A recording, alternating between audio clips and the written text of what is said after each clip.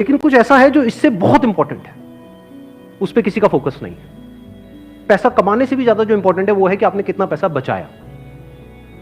Important है या नहीं है लॉन्ग टर्म में? सपोजिंगली आपने 50,000 रुपए महीने का कमा तो लिया, लेकिन आपके खर्चे हैं 55,000 रुपए के, क्या करोगे?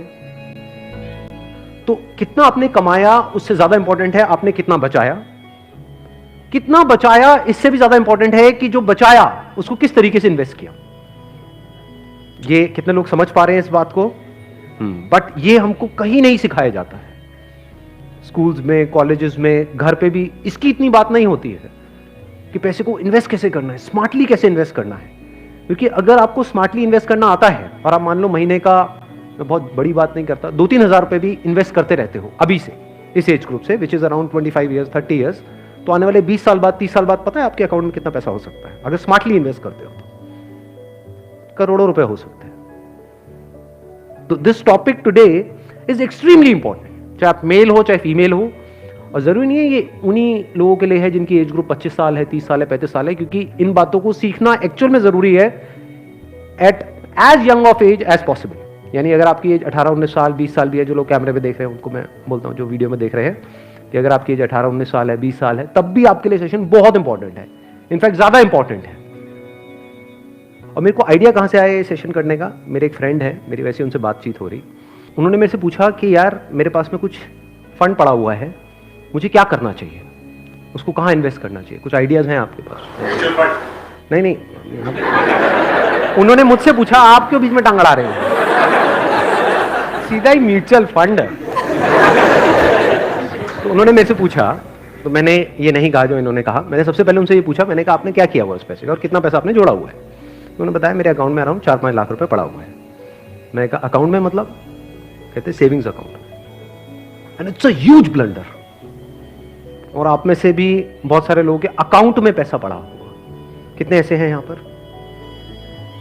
सेविंग अकाउंट में इंटरेस्ट कितना है पता है? 3%, 3.5%। इन्फ्लेशन कितनी है? इन्फ्लेशन पता है ना हम सबको क्या है? मान लो आज हम पेट्रोल खरीदते हैं, कितने का है पेट्रोल? कितने रुपए लीटर है? 73। ये आज से 20 साल पहले कितने का था? 20-25 रुपए का। तो 25 रुपए से बढ़ करके आज कहां हो गया है? 73 पे पहुंच गया। तो ऑलमोस्ट 3 गुना बढ़ गया है। तो अगर वो पैसा आपके सेविंग अकाउंट में पड़ा होता तो क्या वो 3 गुना बढ़ जाता? तो आप लॉस में हो। समझ गए? इन्फ्लेशन का जो रेट है अप्रोक्सीमेटली आप कह सकते हो 6% के आसपास मान लेते हैं, वो वेरी करता रहता है। बट अगर 6% इन्फ्लेशन है और 3% आप अर्न कर रहे हो उस पैसे पे, तो आप कमा नहीं रहे हो, आप गंवा रहे हो, क्योंकि उस पैसे की वैल्यू कम होती चली जा रही है और आप खुश हो रहे हो कि मैं पैसा जोड़ रहा हूं। आप जोड़ नहीं रहे हो, आप बेवकूफी कर रहे हो। तो इस तरह की कुछ चीजें हैं जो हमको सीखनी बहुत जरूरी है।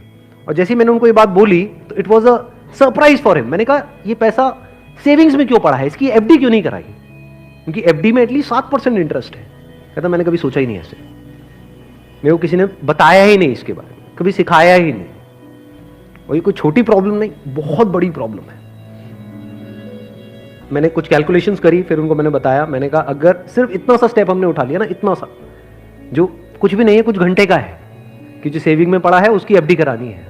एफडी भी अलग अलग ड्यूरेशन की करा दी। कुछ जो हमको पता है कि अभी इमीडिएटली काम नहीं आना है, उसकी मान लो 3 साल की करा दी। कुछ लगता है इमीडिएटली काम आना, तो 6 महीने की एफडी करा दी। अगर इतना सा भी हमने स्टेप उठा लिया तो अगले आने वाले 20 साल बाद कितने का फर्क पड़ जाएगा? Any idea? लाखों रुपए का फर्क पड़ेगा, कम से कम 20 लाख रुपए का फर्क पड़ेगा आने वाले 20 से 25 साल में। तो मैंने कहा वो जब 20-25 लाख आएंगे, अब ये करोगे तो हो ही आप, जो मैंने बताया है, तो उसमें से कुछ थोड़ा इधर भी दे देना भाई। आपने कितना पैसा कमाया उससे इंपॉर्टेंट क्या है? कितना बचाया। अब पैसे को बचाते कैसे हैं?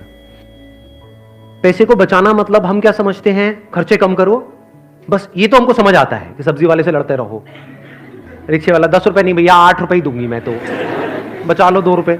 इसकी मैं बात नहीं कर रहा हूं, मैं बात कर रहा हूं थोड़ी बड़ी गेम की, जहां पे हम कुछ बेवकूफों वाले स्टेप्स उठाते हैं और अपना करोड़ों का नुकसान कर बैठते हैं। मैं 2-3 रुपए की, 5 रुपए की बात नहीं कर रहा हूं। जो आज देखने में हजारों लग रहे हैं वो आने वाले टाइम की करोड़ों हैं। याद रखना मेरी इस बात को। हजारों लाखों बन जाते हैं कुछ साल बाद, और लाखों करोड़ों बन जाते हैं कुछ साल बाद, अगर हमने स्मार्टली इन्वेस्ट किया तो। अब बताता हूं आपको एक बहुत बड़ी गलती जो हम सब कर रहे हैं। आप में से कितनों ने इंश्योरेंस कराई हुई है? कौन सी इंश्योरेंस कराई हुई है? कितनों ने एंडोमेंट वाली कराई हुई है? कितनों को तो, एक मिनट, जिन्होंने इंश्योरेंस कराई हुई है कितनों को पता ही नहीं उन्होंने कौन सी कराई हुई है? करो, हाथ ऊपर करो। अरे वाह, वाह जी वाह। कितने हैं जिन्होंने एंडोमेंट कराई हुई है? एंडोमेंट पता है क्या होती है? कि आपने हर साल का इतना एक एक्स अमाउंट दिया, मानो 20-30 हजार रुपए दिया, और 10 साल बाद 20 साल बाद आपको इतने लाख रुपए मिल जाएगा, उसको एंडोमेंट बोलते हैं। वही कराइए। हाँ वही कराई है सर।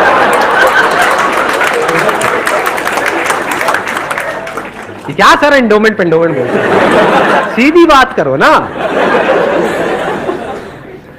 इंश्योरेंस का मतलब लोग यही समझते हैं इंडिया में कि हर साल का इतना पैसा जाना है, इतना प्रीमियम जाएगा, 20,000, 30,000, 40,000, और 20 साल बाद आपको इतने लाख रुपए मिल जाएगा, मान लो 20 लाख रुपए मिल जाएगा।